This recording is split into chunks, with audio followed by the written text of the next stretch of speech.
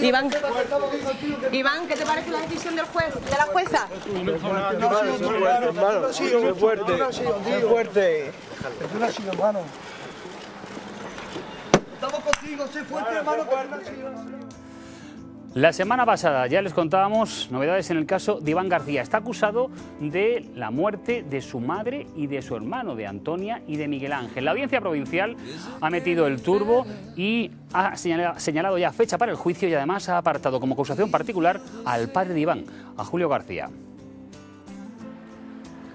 Iván fue desde el primer momento el principal sospechoso en el caso. Él siempre mantuvo su inocencia, que se encontró los cadáveres de su familia que estaban ya asesinados al llegar a casa de madrugada tras estar con unos amigos. La Fiscalía y la acusación particular piden para él la máxima pena, 50 años de cárcel, 25 por cada asesinato. Los hechos tuvieron lugar la madrugada del 26 al 27 de marzo de 2018, en plena Semana Santa. Fue el propio Iván quien acudió a la Guardia Civil para informar del hallazgo de los cadáveres, como decíamos. Desde la madrugada, la calle se llenó de gritos, carreras con el coche y luego los policías y guardias civiles allí en la zona. A nadie se le escapa que el próximo mes de marzo, por tanto, se cumplen 4 años de los crímenes y del ingreso en prisión preventiva de Iván. Una fecha que obligaría a dejarlo en libertad porque el Estado español entiende que 4 años es suficiente para instruir una causa y organizar un juicio, y si no hay juicio tendría que salir a la calle. La otra cuestión que les adelantábamos es que expulsan al padre de Iván, a Julio, del proceso judicial. Iván tenía un carácter fuerte, pero a su madre y a su hermano, de hecho, yo no lo creo capaz de matar a nadie, pero mucho menos a su madre y a su hermano. Por eso, porque siempre mantuvo que Iván era inocente o que no podía causar esas muertes, la audiencia entiende que no se puede presentar como acusación particular en el caso sin acusar a ningún otro sospechoso. Este asunto fue visto en una vistilla preliminar del caso en el que también se argumentó por parte de la defensa de Iván de que debían practicarse nuevas pruebas, por ejemplo, sobre el móvil de Iván para ubicarlo correctamente durante esa noche. Fue allí cuando el magistrado ya avisó al abogado del padre de Iván. Como ahora se parece que está apoyando la tesis de la defensa, lo cual ya chirría con el papel de una acusación particular, insistiera en mantener esa posición, pues ya tengo que ir advirtiéndole que lógicamente no le puedo permitir eso, porque esto podría constituir un fraude de ley. Esto ocurría hace 2 semanas. Hace una, el magistrado Augusto Morales, al que escuchábamos antes, firmaba el auto por el que aparta al padre como acusación particular, a Julio. Le permite, eso sí, seguir como actor civil para posibles indemnizaciones. Argumenta que no puede tener una doble posición de acusación y como posible defensa de su hijo, y dice incluso que nunca debió intervenir porque no es víctima de los actos de su hijo. Y por último, desestima todas las pruebas pedidas por la defensa de Iván.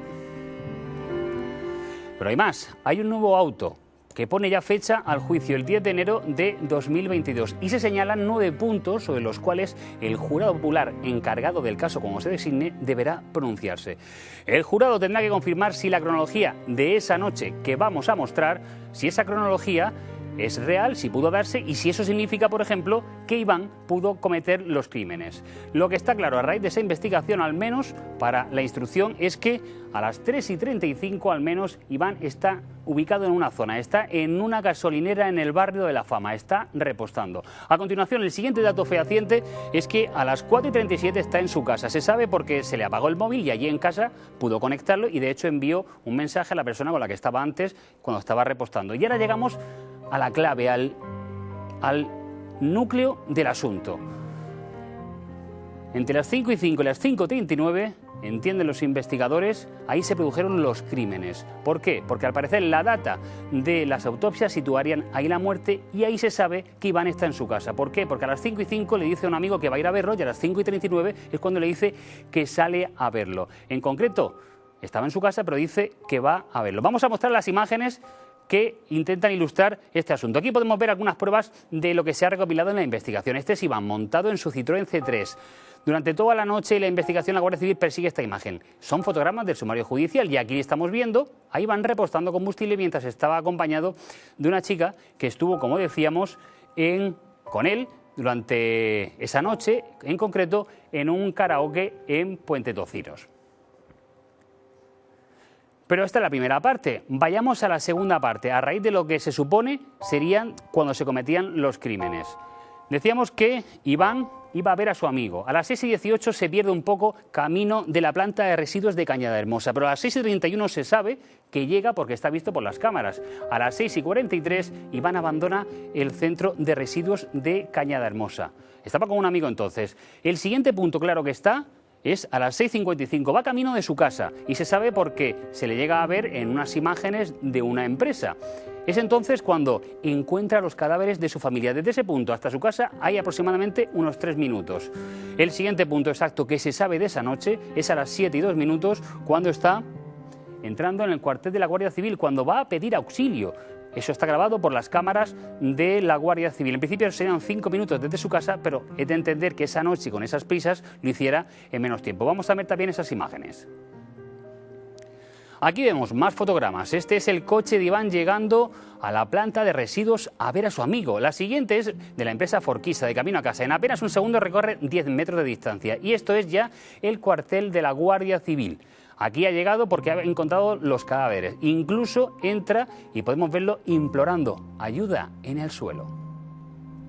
Otro de los flecos del caso es la situación en la que ahora queda el padre dentro del proceso judicial. Se le ha apartado como acusación, aunque esto acaba de ser recurrido. Se le permite seguir como actor civil, es decir, por si es merecedor de alguna indemnización. Pero él pide, a través de su abogado, que se practiquen más pruebas. Intentamos trasladar a la sala que nuestra intención en ningún caso era hacer un alegato de defensa, sino de acusación contra quien de verdad resultase culpable de los hechos. Y si finalmente el culpable de los hechos parece, y toda la prueba apunta a que así fuere, en el momento del juicio, bueno, pues nosotros formularemos acusación contra Iván o contra cualquier otra persona que pudiese resultar responsable. Esta parte entiende que todavía quedan cosas que practicar para ir a un juicio con todas las garantías posibles y igualmente la constitución de un tribunal jurado con todo lo que ello conlleva, yo creo que va a ser difícil que lleguemos con todo perfectamente constituido para ese mes de enero. Acusará a quien sea necesario. Faltan pruebas y duda de que se llegue a tiempo para celebrar el juicio. Pues esa va a ser nuestra primera pregunta para nuestro siguiente invitado en este reportaje de Código 112. Nos referimos al abogado que ejerce la defensa de Iván García, el letrado Luis Antonio Santos. Buenas noches y gracias por venir. Gracias. La primera pregunta, ¿cree usted, por ejemplo, que se va a llegar a tiempo para celebrar este juicio con este señalamiento? Sorprendentemente sí. Creo y lamento que sí. Digo creo y lamento porque la marcha de los juicios habitualmente es mucho más lenta. Y si analizamos la actividad que se ha desarrollado desde mitad de septiembre hasta el día de hoy, todo parece indicar que sí o sí se va a celebrar el juicio. De hecho, ya tenemos unas fechas señaladas cuando el auto que deniega todas las cuestiones previas planteadas por la defensa se encuentra recurrido ante el Tribunal Superior de Justicia de la región de Murcia. Si ese auto es revocado, una de las peticiones que hacemos es la retroacción de las actuaciones hasta marzo de 2021. Por tanto, si ha recurrido, lo está usted diciendo, también nos lo anunció la acusación particular, el abogado de Julio, si ha recurrido esa decisión, lo normal es que no se llegue a tiempo a esa fecha, el 10 de enero. Bueno, en principio, el tiempo habitual que tarda el Tribunal Superior de Justicia en resolver este tipo de recursos supera los 2-3 meses.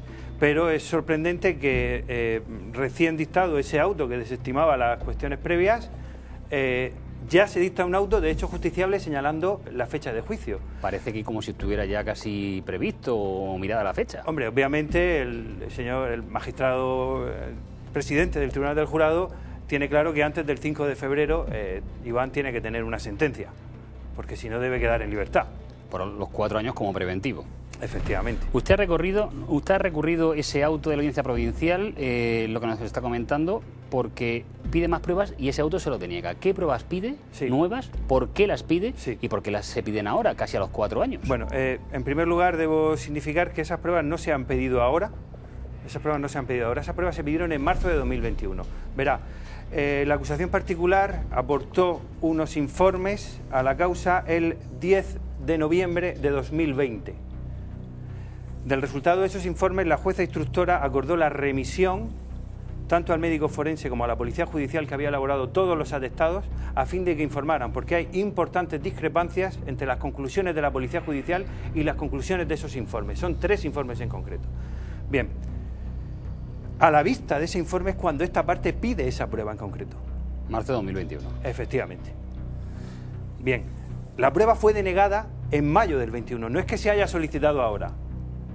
Ahora se ha denunciado la denegación. ¿Por qué? Porque se nos dio traslado para hacer el escrito de defensa y denunciamos el hecho de que no se había acordado nada respecto de nuestra prueba.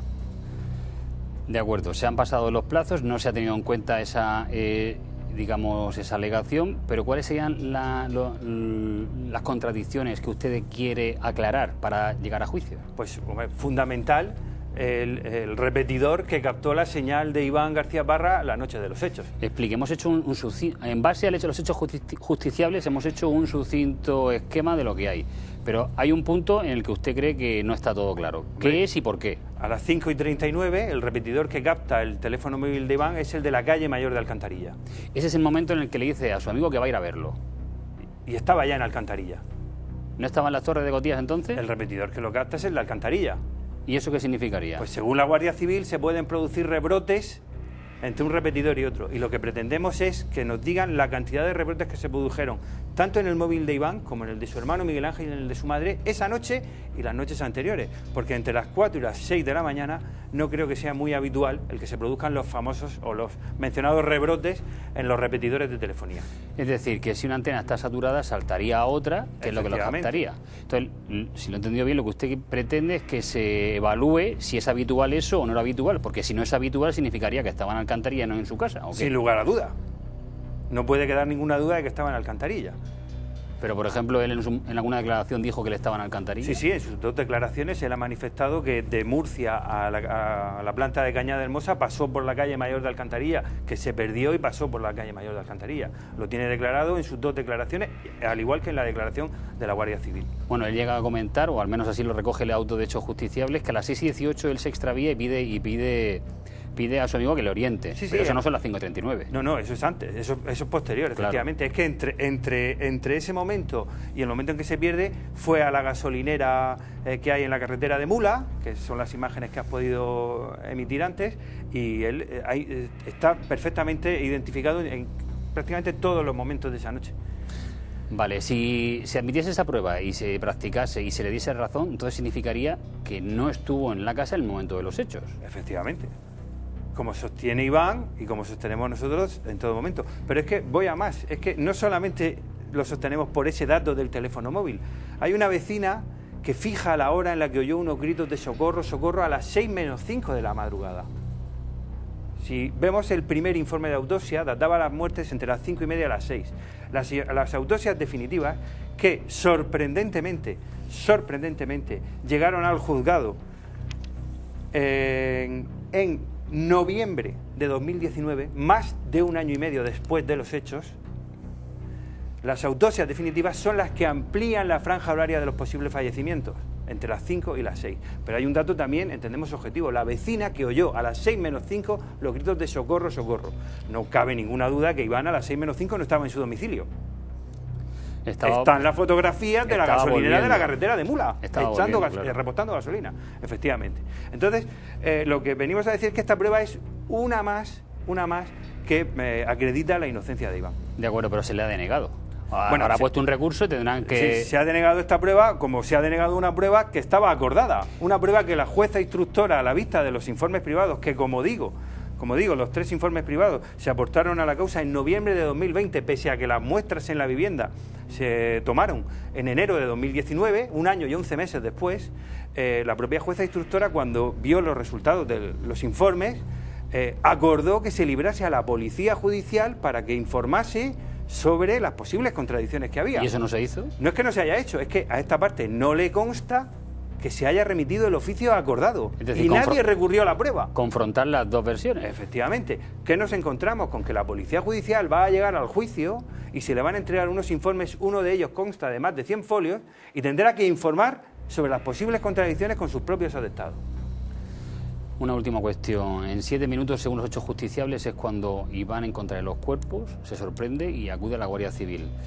Nadie está libre de entender qué puede pasar por la mente de un joven cuando ve a su familia muerta, siguiendo su relato de hechos. ¿Cabría que en 7 minutos pase todo eso, que pase por la cámara, que llegue, se lleve el susto, que llegue a la Guardia Civil? Sí, sí cabe. De hecho, la Guardia Civil acude al lugar, a la vivienda de los hechos, apenas 12 minutos después de acudir Iván al cuartel primero de la policía local. Y es muy curioso un dato, cuando Iván llega a la Guardia Civil, a la policía local y de ahí a la Guardia Civil, están en el mismo recinto. Correcto. Iván viene diciendo, he visto el cuerpo de mi hermano, han matado a mi hermano. El primer guardia civil que entra a la vivienda, en las manifestaciones que hace, solamente vio el cuerpo de su hermano. El cuerpo de su madre tampoco lo vio el primer guardia civil que entró a la vivienda. Puede que depende del sofá, de donde estuviese. No era tan fácil verlo, entró un guardia civil y tampoco lo vio. De acuerdo, brevemente, ¿cómo está Iván después de todos estos cambios? Bien, bueno, está un poco sorprendido porque ciertamente yo le había manifestado que creía que no íbamos a llegar a tiempo de poder celebrar el juicio. Pero bueno, esta misma tarde me acaban de notificar que el próximo lunes 25 se va a realizar el sorteo de jurados. Sí que va rápido esto. El juicio se va... Todo parece indicar que la intención del magistrado es que se celebre sí o sí. Bueno, siempre quedará que el Tribunal Superior de Justicia resuelva y se tenga que retrotraer las actuaciones, algunos de los puntos que, como digo, han sido indicados en el recurso. Pues Luis Antonio Santos, abogado Iván García, muchísimas gracias por ayudarnos a entender un poco este complejo caso y esta compleja tramitación. Muy amable, gracias. Gracias.